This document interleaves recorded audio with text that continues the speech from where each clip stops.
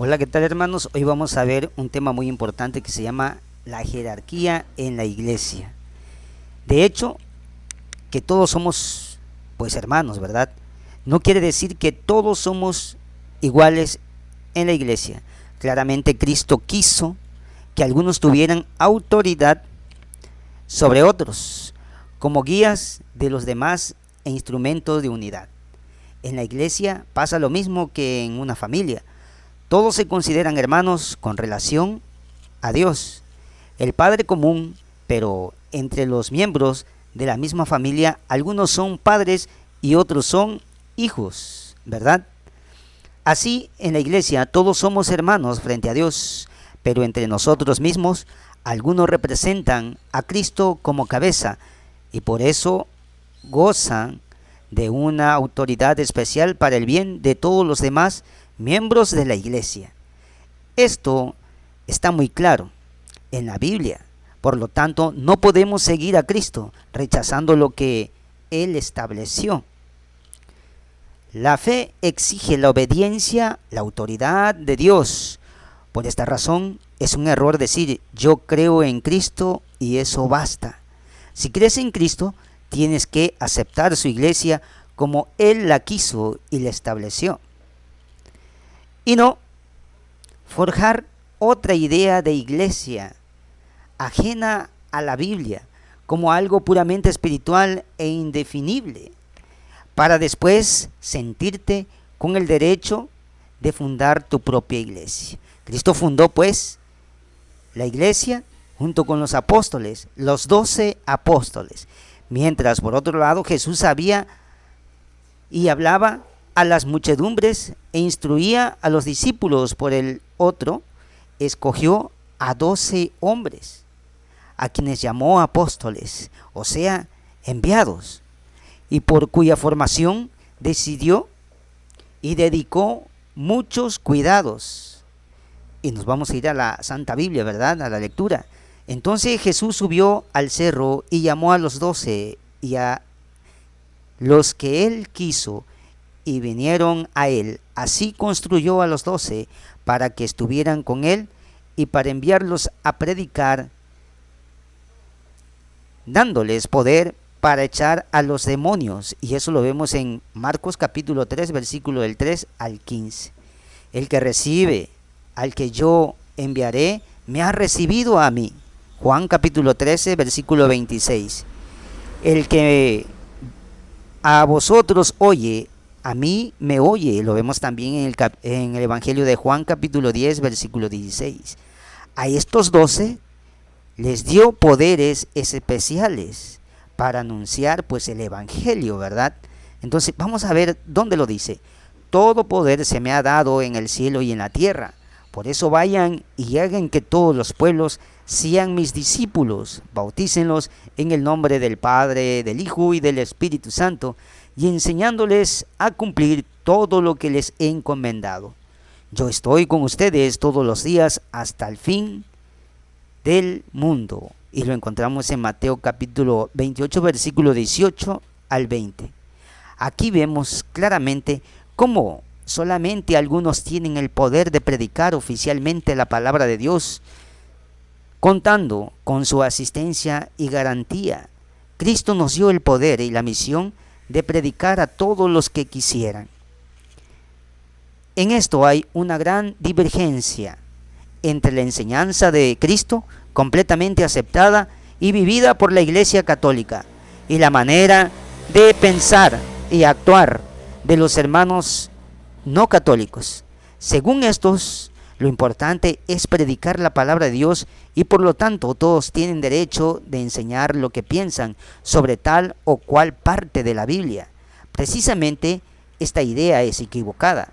Los ha llevado hacia el sectarismo y confusión en la doctrina. La Iglesia Católica, al contrario, fiel a la voluntad de su fundador, siempre ha reconocido a los sucesores de los apóstoles el derecho de enseñar con autoridad, estableciendo la verdadera interpretación del dato revelado. En la realidad, Jesús aseguró acompañar hasta el fin del mundo. La predicación de los apóstoles que se iba a realizar precisamente mediante sus sucesores. Por ejemplo, celebrar el culto de la nueva alianza. Después tomó el pan y dando gracias lo partió y se los dio diciendo: este es mi cuerpo que es entregado por ustedes. Hagan esto en memoria mía. Después de la cena hizo lo mismo con la copa y dijo: esta copa es la alianza nueva, sellada con mi sangre, que va a ser derramada por ustedes. Y lo encontramos en el Evangelio de San Lucas, capítulo 22, versículo 19. Entonces, celebrar la cena del Señor representa el centro del culto para el nuevo pueblo de Dios, hasta que Cristo vuelva. Y eso lo vemos en 1 Corintios, capítulo 11, versículo 26. Y esto se va a realizar mediante de los apóstoles, ¿verdad? Y sus sucesores. En realidad, Jesús no dio el poder a todos los que creyeran en Él para realizarla. También aquí notamos una gran diferencia entre la enseñanza de Cristo, que es vivida al pie de la letra por la Iglesia Católica, y la práctica de las sectas no católicas. Entre estas, algunos de plano ni mencionan la cena del Señor, como si se tratara de algo insignificante. Otras aceptan y celebran la cena del Señor, pero le dan un sentido diferente. De todos modos, no tienen validez, puesto que no cuentan con los sucesores de los apóstoles para realizar tal actividad o tal como lo explica Cristo, ¿verdad? Ellos tienen, los sucesores, los apóstoles, tienen el poder de guiar al pueblo de Dios. Y les dijo: todo lo que aten en la tierra será considerado atado en el cielo, y todo lo que desaten en la tierra será considerado desatado en el cielo. Y esto lo vemos en Mateo capítulo 18, versículo 18. ¿En qué consiste este poder? En declarar lo que está permitido y lo que no está permitido, admitir a la comunidad cristiana o comunión, o separar de ella excomunión. Abarca también el poder de perdonar los pecados cometidos después del bautismo. Jesús volvió a decir: la paz esté con ustedes, así como el Padre me envió a mí, así yo los envío a ustedes. Dicho esto, sopló sobre ellos. Reciban el Espíritu Santo. A quienes ustedes perdonen, quedarán perdonados, y a quienes no libren de sus pecados, queden atados. Y esto lo vemos en Juan, capítulo 20, versículo 21 al 23. Los no católicos prefieren no mencionar estos textos bíblicos, que según ellos confieren demasiado poder a los hombres. Ni modo, son palabras de Dios, y la Iglesia Católica desde un principio los ha aceptado así como suenan, pues que se refieren al bien de la Iglesia de todos los tiempos, y no solamente el bien de la Iglesia primitiva. Es lógico que se hayan transmitido a los colaboradores y sucesores de los apóstoles, como vemos en el caso de la excomunión, sucesiva reintegración a la comunidad cristiana, que encontramos en 1 Corintios capítulo 5 y también en 2 Corintios capítulo 2, versículos del 1 al 11. ¿Y quién es Pedro que sigue la sucesión? Como jefe de los apóstoles y de toda la iglesia, Jesús puso a Pedro. Claro, cambió el nombre, se llamaba Simón, y Jesús le cambió el nombre por Cefas, Pedro. De hoy en adelante te llamarás Cefas, es decir, Pedro. Y eso lo vemos en el Evangelio de Juan, capítulo 1, versículo 42. ¿Y qué le cambió?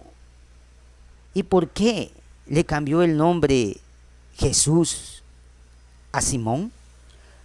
Para indicar su nueva identidad o misión, como por ejemplo, Yahvé, yo soy, en el Éxodo capítulo 3, versículo 14. Abraham, padre de muchas naciones, también lo vemos en el Génesis. Israel, que significa fuerza de Dios. Y también en el Génesis capítulo 32, 28, Jesús es el Salvador. Mateo capítulo 1, versículo 21. Y así podemos dar contestación a todo. Y vamos a ver qué significa roca. ¿Y cuál será la misión de Pedro? Ser la roca visible, la cual Jesús fundará su iglesia. De hecho, Cefas quiere decir piedra o roca pequeña. Tú eres Pedro, es igual a Cefas. Y sobre esta piedra, Cefas, edificaré mi iglesia. Y esto lo vemos en el capítulo de 16 y 18 de Mateo. ¿Y por qué Jesús le pone este nombre a Simón y no le pone otro? Porque Jesús es la roca. Y lo vemos en Primera de Pedro, capítulo 2, versículo 8. Y también lo podemos ver en Romanos capítulo 9, versículo 8. Y dice, o piedra angular, en Efesios capítulo 2, versículo 20, que está a la base de la iglesia. Pues bien, cuando Jesús se vaya de este mundo, quiere que Pedro tome su lugar como piedra, que tenga unidad toda la iglesia, empezando por los mismos apóstoles, que también son fundamento de la iglesia. Y esto lo vemos en unos versículos bíblicos. Edificados sobre el fundamento de los apóstoles y profetas, siendo Jesús mismo la piedra angular. Y esto lo encontramos en Efesios capítulo 2, versículo 20. Y tenemos otra cita bíblica que nos dice, el muro de la ciudad tenía 12 cimientos, y sobre ellos había los 12 nombres de los 12 apóstoles del Cordero. Apocalipsis capítulo 21, versículo 14. Aunque en cada uno de los 12 apóstoles es cimiento de la iglesia, entre ellos destaca Pedro, que tiene el lugar de Cristo, la roca o piedra angular. Y lo estamos viendo bíblicamente. Además, siendo Pedro el jefe del nuevo pueblo de Dios, recibe el nombre de roca, como a Abraham, en Isaías capítulo 51 del 1 al 2, el jefe del antiguo pueblo de Dios. Toda autoridad, vamos a ver qué nos dicen en toda autoridad. El mismo Jesús le entregó a Pedro toda autoridad. Yo te daré las llaves del reino de los cielos. Todo lo que ates en la tierra será atado en el cielo, y lo que desates en la tierra será desatado en los cielos. Bíblicamente en el Evangelio de San Mateo capítulo 16, versículo 19. Como vemos, pastor supremo, ¿verdad? Y lo hizo también pastor supremo del rebaño, con la misión de guiar y fortalecer a los hermanos en la fe. Después que comieron, Jesús dijo a Simón Pedro, Simón, hijo de Juan, ¿me amas más que estos? Este contestó, sí, Señor, tú sabes que te quiero. Jesús le dijo, apacienta mis corderos. Y le preguntó por segunda vez, Simón, hijo de Juan, ¿me amas? Pedro volvió a contestar, sí, Señor, tú sabes que te quiero. Jesús le dijo, cuida mis ovejas. Insistió Jesús por tercera vez, Simón Pedro, hijo de Juan, ¿me quieres? Pedro se puso triste al ver que Jesús le preguntaba por tercera vez si lo quería. Le contestó, Señor, tú sabes todo, tú que lo sabes todo, tú sabes que te quiero. Entonces Jesús le dijo, apacienta mis ovejas. Evangelio de San Juan, capítulo 21, versículo 15 al 17. Simón, mira que Satanás ha pedido permiso para seducirlos a ustedes como se hace con el trigo, pero yo he rogado por ti para que tu fe no se venga abajo. Tú entonces, cuando hayas vuelto, tendrás que fortalecer a tus hermanos. Y esto lo vemos en el Evangelio de San Lucas, capítulo 22, versículo 31-32. De hecho, San Pedro actuó siempre como jefe de los apóstoles y de toda la iglesia. Y tenemos datos. Lo vemos en Hechos capítulo 2, versículo 14. Y después en el 15, del versículo 1 al 29. En Gálatas también lo vemos del capítulo 1, versículo 18 al 2 y también del capítulo 2 al 10. Muchas citas bíblicas que nos relatan que Pedro es el encargado o el responsable que Dios le dejó que Jesús mismo le encargó a la iglesia a Pedro. A este propósito también lo podemos también ver en los demás libros, ¿verdad? En otros documentos. Y aquí dejamos un resumen para que puedan ustedes leerlo y entenderlo un poco. Saludos y hasta la próxima.